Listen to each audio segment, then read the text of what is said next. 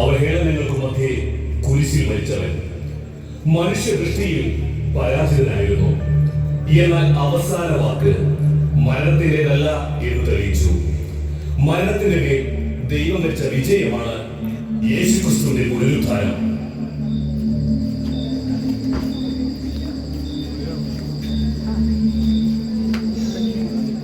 മരിച്ച മൂന്നാം നാൾ ഉയർത്തെഴുന്നേൽക്കുമെന്നായിരുന്നു ഇവന്റെ പ്രവചനം.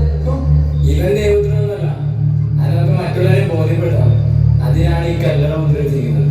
നീ കേട്ടില്ലേ, യേശുവിന്റെ ശരീരം കല്ലറയിൽ നിന്ന് അപഹരിക്കുമെന്ന്?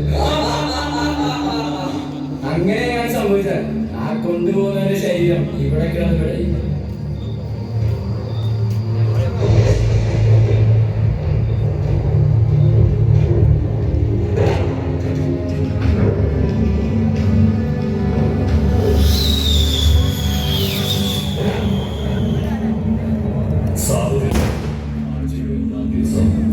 രാവിലെ മഗ്ദലേന മറിയവും മറ്റേ മറിയവും ശവകുടീരം സന്ദർശിക്കുവാൻ വന്നു.